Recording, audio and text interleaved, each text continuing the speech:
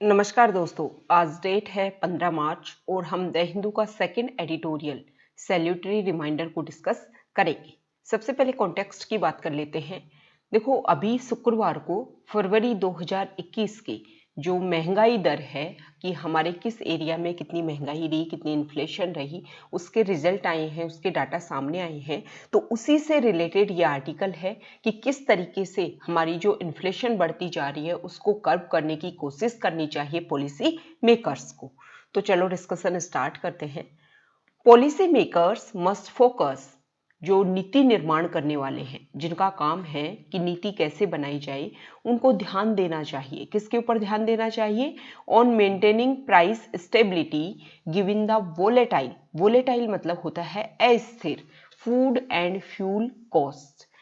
Food के और fuel के, फ्यूल मतलब ईंधन, फूड मतलब भोजन, भोजन और ईंधन के जो कॉस्ट है, जो दर है, जो अस्थिर है, उनको एक तरीके से स्थिरता देने के लिए जो पॉलिसी मेकर्स हैं उनको काम करना चाहिए कि इनमें जो अस्थिरता है उनको क्या दी जा सके, प्राइस स्टेबिलिटी दी जा सके और उसको मेंटेन करने पर फोकस किया जाना चाहिए पॉलिसी मेकर्स के द्वारा। With just over 2 weeks left, सिर्फ 2 सप्ताह बचे हैं। किसमें 2 सप्ताह बचे हैं? टू द मार्च 31, 31 मार्च में सिर्फ 2 सप्ताह बचे हैं। Deadline for the government and RBI to complete the quinquennial, quinquennial होता है पंचवर्षीय review of the current inflation target under the monetary policy framework, the latest consumer price index. Monetary policy framework के द्वारा जो इन्फ्लेशन डिसाइड की जाती है, जो इन्फ्लेशन डिसाइड करने का जो टारगेट है, उसको 5 साल होने में सिर्फ कुछ सप्ताह ही बचे हैं। और अब कंज्यूमर प्राइस इंडेक्स के द्वारा इन्फ्लेशन का पता लगाया जाता है, तो इसको कंप्लीट होने में सिर्फ कुछ सप्ताह बचे हैं। 5 साल हो जाएंगे इस तरीके से इन्फ्लेशन का पता लगाने में। Reading provides a salutary reminder for policy makers. Policy makers को क्या करना चाहिए? उनको एक रिमाइंडर सेट करना चाहिए to maintain a ceaseless, ceaseless होता है अनवरत, नित्य, निरंतर जो चीज होती है। विजिल, विजिल मतलब प्रदर्शन, ओवर प्राइस स्टेबिलिटी, कि प्राइस स्टेबिलिटी के ऊपर जो निरंतर, अनवरत, जो एक तरीके से प्रदर्शन चलता रहता है, तो पॉलिसी मेकर्स को उसको मेंटेन करने की कोशिश करनी चाहिए। रिटेल इन्फ्लेशन, खुदरा महंगाई, खुदरा मुद्रा स्फीति मेजर्ड बाय सीपीआई, सीपीआई के द्वारा इन्फ्लेशन को मापा जाता है। Accelerated to a 3 months high of 5.03% in February, फरवरी में पिछले 3 महीने में अगर बात करें तो सबसे ऊंचाई पर है ये दर। ठीक है, कौन सी? Retail inflation. Data released by the national statistical office on Friday showed, शुक्रवार को एनएसओ के ऑफिस के द्वारा जो डाटा पब्लिश हुए उससे बात सामने आई है। The jump of almost 100 basis point, लगभग 100 बेसिस पॉइंट्स का उछाल आया है। किसमें? सीपीआई इन्फ्लेशन में। इन्फ्लेशन में 100 बेसिस पॉइंट्स का उछाल आया है फ्रॉम जनवरी 4.06%। जनवरी से, जनवरी में जो इन्फ्लेशन थी, जो रिटेल इन्फ्लेशन थी, वो थी 4.06% और फरवरी में हो गई है 5.03%। तो लगभग 100 बेसिस पॉइंट्स का क्या आया है? उछाल आया है। While partly attributable to a base effect given that price gains had relatively eased in February 2020 is a clear signal that food and fuel costs continue to pose a threat to broader price stability in the economy। देखो, जो हमारी अर्थव्यवस्था है उसमें आपको हर चीज के price stable करने होंगे और उस प्राइस स्टेबल करने में जो एक थ्रेट आपको मिलती है ना, उसमें फूड और फ्यूल कॉस्ट रेगुलर आपको एक थ्रेट देते रहते हैं, क्योंकि इनके जो प्राइस है वो कभी भी बहुत ज़्यादा अप्स एंड डाउन्स चले जाते हैं।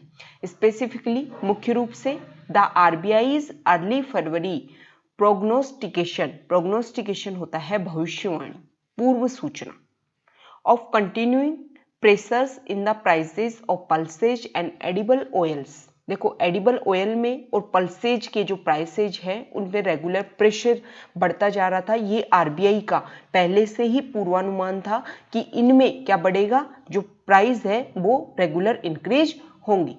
Has been borne out by the last 2 month CPI data. CPI data से जिससे क्लियर हो रहा है कि पल्सेज में और एडिबल ऑयल में जो उनके प्राइस है वो रेगुलर बढ़ रहे हैं। और आरबीआई ने पहले ही इसके लिए क्या कर दिया था, पहले ही इसके लिए भविष्यवाणी कर दी थी कि इनके प्राइस बढ़ेंगे।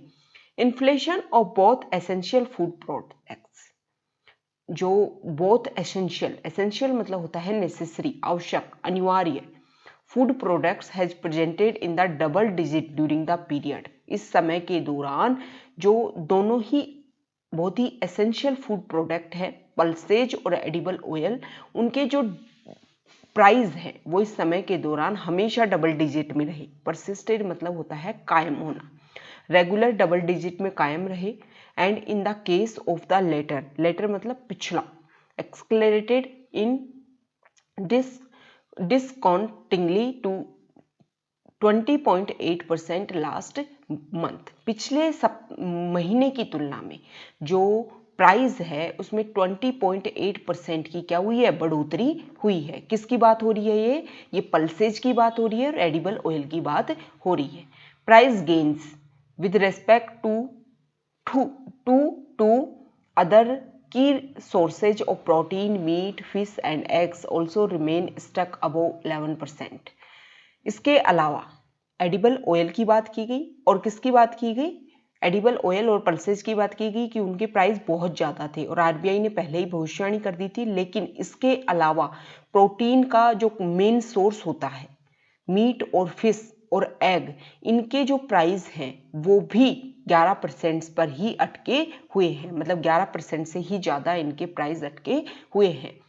एंड द डिफ्लेशन, और जो गिरावट आई है इन वेजिटेबल कॉस्ट, मतलब सब्जियों की जो कीमत है उसमें जो गिरावट आई है, which had helped offset the generalised pressure in food inflation. Food वाला जो सेक्टर है जिसमें जो महंगाई बढ़ती जा रही है, उसमें सिर्फ एक चीज ने सांत्वना दी है, वो है वेजिटेबल कॉस्ट, मतलब सब्जियों की जो कीमत है वो उसमें कमी आई है, जिसकी वजह से ये थोड़ा सा बैलेंस एस्टेब्लिश हो पाया है। Also waned considerably in February to -6.7% from -15.8% in January. देखो जनवरी में था -15.8% और फरवरी में हो गया है -6.7%।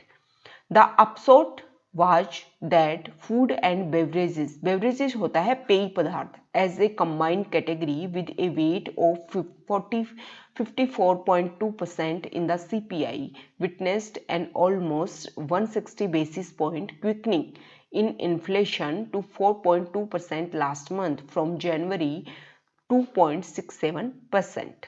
देखो फूड में मतलब भोजन में और बेवरेजेस दोनों मिलकर के जो सीपीआई है, जो कंज्यूमर प्राइस इंडेक्स है, उसका 54.2% तो एरिया यही कवर कर लेते हैं। और इनमें देखो थोड़ी सी बढ़ोतरी 160 बेसिस पॉइंट्स की बढ़ोतरी देखने को मिलनी है। पिछले महीने में जो बढ़ोतरी थी, जो पॉइंट्स था, जो इन्फ्लेशन थी वो 4.2% थी और जनवरी में 2.67% थी और पिछले महीने में ये रही 4.25%। ठीक है, तो 160 बेसिस पॉइंट्स की बढ़ोतरी देखने को मिली है। ये तो हो गई फूड की बात। अब हम दूसरा पॉइंट, पॉलिसी मेकर्स को किस पे ध्यान देना चाहिए, फ्यूल के ऊपर। तो अब इस नेक्स्ट पैराग्राफ में बताया गया है फ्यूल के बारे में। Another equally worrisome source of inflationary pressure in the continuing upward trajectory in the prices of petroleum products। दूसरी जो समान रूप से जिस प्रकार से भोजन के जो प्राइस बढ़ते जा रहे हैं वो चिंता देने वाले हैं, सेम उसी तरीके से जो पेट्रोलियम प्रोडक्ट्स के जो भाव है, पेट्रोलियम प्रोडक्ट्स के जो मूल्य हैं, वो भी उनका जो पथ है रेगुलर जो ऊपर की तरफ बढ़ रहा है, मतलब उनके प्राइस रेगुलर ऊपर की तरफ बढ़ते जा रहे हैं, ये भी बहुत ज़्यादा क्या करता है, प्रेशर क्रिएट करता है। Transport and communication which directly reflect these prices. Transport और कम्युनिकेशन ये दोनों जो चीज़ें होती हैं ना, इनके प्राइसेस साफ दिखते हैं। So inflation rocketed by more than 200 basis points to 11.4% in February from 9 to 9.3% the preceding month. Preceding होता है पूर्ववर्ती, मतलब जनवरी महीने में जो प्राइस था 9.3%, फरवरी में हो गया 11.4%. Diesel the main fuel for freight carriage, मतलब भाड़े के जो ये साधन चलते हैं और इनसे सामान को जो इस एक जगह से दूसरी जगह पहुंचाया जाता है, उसमें डीजल मेन फ्यूल होता है. इज नाउ होवरिंग अराउंड 85 पर लीटर, जो लगभग 85 पर लीटर के आसपास घूम रहा है. इन मैनी पार्ट्स, हमारे इंडिया के बहुत सारे हिस्सों में ये उसका प्राइस है. And will most certainly feed into the cost of everything requiring to be transport. देखो, जो भी ट्रांसपोर्टेड, मतलब ट्रांसपोर्ट जो किया जाता है, उसमें एक बेसिक चीज है, सर्टेनली फीड की जरूरत होती है डीजल की. Brent crude oil futures have surged by close to 40% in the 3-month period through March 11 in the wake of output cut by major oil producing nations.